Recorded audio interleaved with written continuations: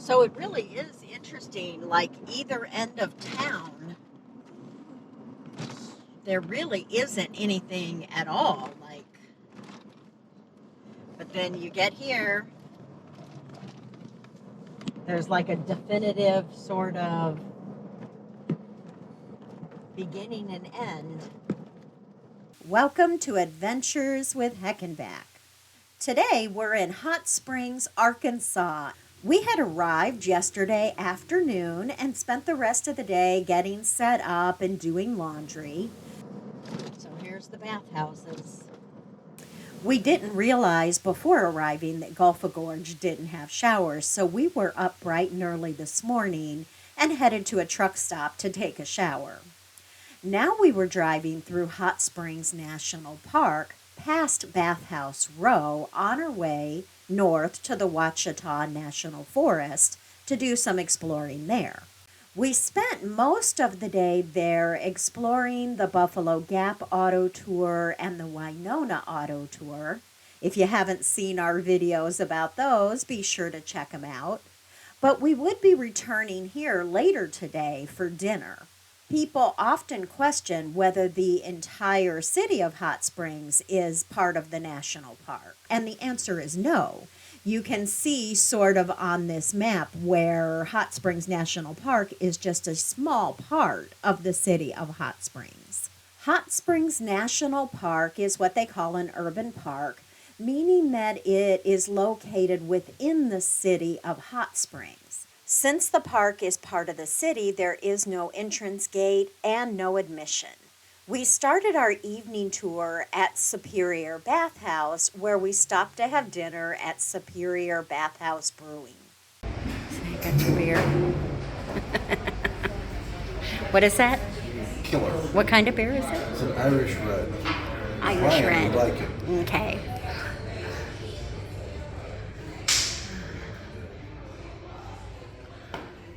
I almost always get a flight because I want to try a little bit of everything, and if I don't like something, I don't feel bad just leaving it in the glass. From everything we've heard, this is a must-do on many people's hot springs bucket list, and therefore they're often very busy. I got Philly cheesesteak fries, and they were delicious. What'd you get? Rose is good. We didn't know anything about Hot Springs National Park or Bathhouse Row before coming here. We came back the next day and did a walking tour in the daylight as well. So we'll share some clips from both day and night as we tell you a little bit about Bathhouse Row. Hot Springs became a national park in 1921, but of course people were using the hot springs long before then. Native Americans had been here for thousands of years, but settlers first arrived in the early 1800s. Quickly realizing the potential of the springs, a whole community sprung up. In 1832, President Jackson signed legislation that set aside the area for sections of land, including said hot springs, reserved for the future disposal of the United States, which shall not be entered, located, or appropriated for any other purpose whatsoever. So basically, the United States took control of it and set it up as a federal reservation. Originally, the springs were all open and they drained into an open creek. Tents and wooden shanties were built around the springs, but they often burnt, collapsed, or rotted due to the humidity. Pollution became a problem, and in the 1880s, an archway was built over the creek to protect it, and many of the springs were capped. So it's kind of interesting to think about it as you walk down Bathhouse Row that there's a creek beneath your feet. We were also surprised by how many springs there are. We'll show you that in the next video when we visit the promenade. If you're enjoying this video, be sure to like it and hit that subscribe button for future videos about hot springs and other places we visit. It really helps us out and we appreciate your support. So now let's get to the bathhouses. One of the things we noticed pretty quickly is that many of the bathhouses have been rebuilt multiple times or have been in different locations. Starting from the north, the first bathhouse is the Superior Bathhouse. The current Superior Bathhouse was built in 1916, but there was another Superior Bathhouse before this. It's now home to Superior Bathhouse Brewing, the only brewery in a national park and the only one to use thermal spring water as part of its process. It was the smallest bathhouse and it closed in 1983. It was vacant for 30 years before being turned into a brewery by the current owner, Rose Schweikert. Presumably, the Rose burger that Tim had for dinner last night is named in her honor. Next is the Hale Bathhouse.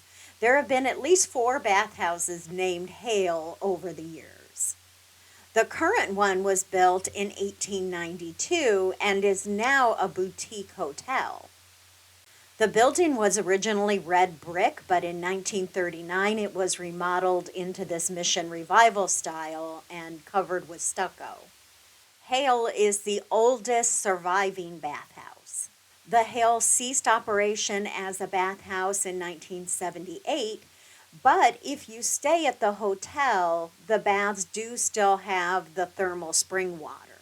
So this is one of the places where you can still have a mineral bath if you're a guest at the hotel. The third bathhouse is the Maurice. The current building opened in 1912, January 1st, 1912, and replaced a previous bathhouse that was here named the Independent. Charles Maurice was the owner of the Independent, and the new building was built by his son, William Maurice. It was the only bathhouse to have a pool and was one of the fancier bathhouses on the row. It closed in 1974. It's currently the only bathhouse not open to the public, but it is being prepared for commercial leasing. We were here in early January, and the thermal fountains here weren't on. We would have liked to have seen those, but they were probably off for the winter. If you go down the walkway, this takes you to a side entrance to the Grand Promenade, and behind the Maurice there is another thermal fountain. Next is the Fordyce Bathhouse, and it functions as the Park Visitor Center. It opened in 1915 and is the largest and grandest of all the bathhouses on Bathhouse Row. It also has the distinction of being the first to close in 1962. It was restored in 1989 and is now a museum. There are 3 floors to explore, and it seems like it goes on forever. We kept finding new rooms and new areas.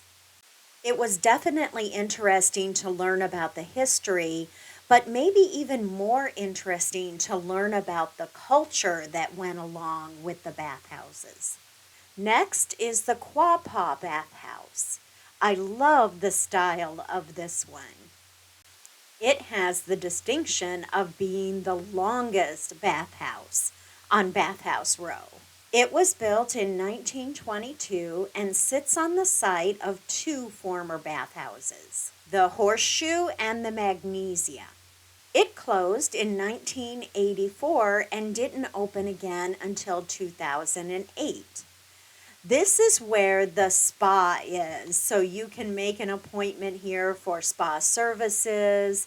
They have public bathing, and then they also have private baths. So this is the second place on Bathhouse Row you can take a mineral bath. The Ozark is next in line, and I thought it was a pretty interesting style of building as well.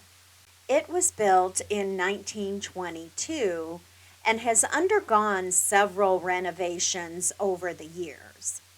It's one of the smaller bathhouses and was considered a no-frills bathhouse. It closed in 1977, but today it's home of the Hot Springs Cultural Center.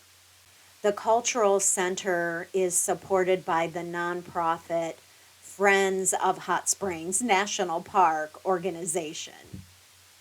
Inside there are gallery spaces, but they do have very limited hours. They weren't open while we were there, as it's not part of the regular park service. Again, it's a nonprofit volunteer organization.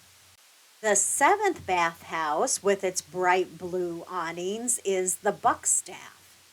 The Buckstaff is the only bathhouse that has been in continuous operation since it first opened in 1912.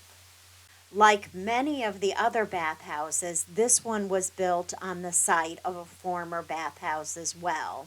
There actually had been several bathhouses over the years on this site. Like the Quapaw, the Buckstaff is a spa as well, offering a traditional thermal mineral bathing experience. So both the Quapaw and the Buckstaff are still bathhouses where you can have a bathhouse experience. And then the Hale is a boutique hotel that still has thermal mineral water for their bathtubs. Last in the row is the Lamar Bathhouse. The current version of the building opened in 1923, but it replaced a previous version that was also the Lamar Bathhouse that was built in 1888.